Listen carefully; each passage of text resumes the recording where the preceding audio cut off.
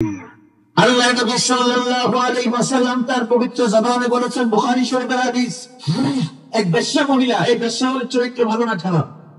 একটু খারাপ না, অনেক খারাপ। জীবনে কতবার জেনা করেছে তার কোনো হিসেব নেই। বেশ্যা মহিলা কুয়ার পাড় দিয়ে হেঁটে যাচ্ছেন, তিনি দেখতে পেলেন কুয়ার বাইরে একটা কুকুর দাঁড়িয়ে তৃষ্ণায় পিপাসায় ছটফট করছে, জিহ্বা বের করে আর ঢোকায়, বের করে আর ঢোকায়। মহিলা চিন্তা করলেন, কুকুরের তৃষ্ণা নিবারণ করবো, পিপাসা নিবারণ করবো।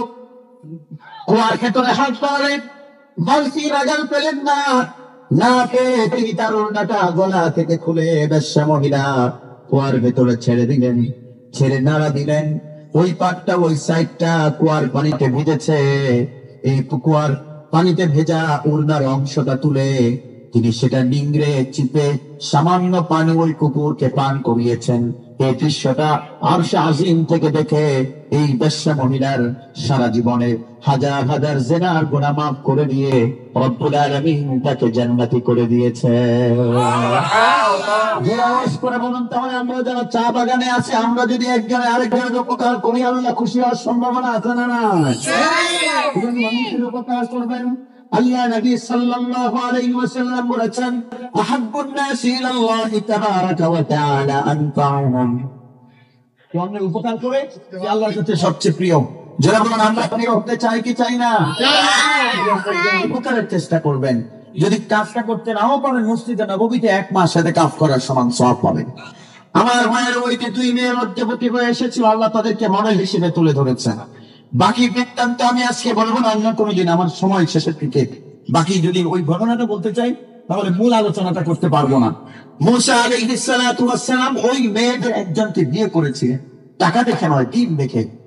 সংক্ষেপে বলে ফেলে ওমরের নাম শুনেছেন আপনারা? এই শক্তি কম ছিল না বেশি? বর্তমান জাতিসংঘের 194টা রাষ্ট্রের প্রধানরা যদি একটা চিরকুটে লেখে রেজুলেশনে সাইন করে কোন নদীকে প্রবাহিত হতে বলে, 194টা রাষ্ট্র, ভ্লাদিমির পুতিন থেকে ডোনাল্ড ট্রাম্প আর বাংলাদেশের প্রফেসর ইউনূস, সবাই যদি একটা অনুরোধ করে নদীর কাছে রাখে, নদীর পানি কমবে বাড়বে? তাদের কথা না। কিন্তু ওমর ইবনে খাত্তাব যখন মিশর জয় করেছেন, মিশরের গভর্নর আমর ইবনে আস-এর কাছে মিশরের লোকেরা এসে বলছে, নীল শুকিয়ে গেছে, আমরা একটা মেয়েকে এখানে বলি দেব। অর্নামেন্টস পরিয়ে সেখানে 18 বছর বয়সে একটা মেয়েকে জবাই করব, আর সাথে সাথে আমাদের নিয়ম হলো নদীতে পানি চলে আসে। আমর ইবনে আস বললেন, it is not permitted in Islam, এটা ইসলামে অনুমোদিত নয়।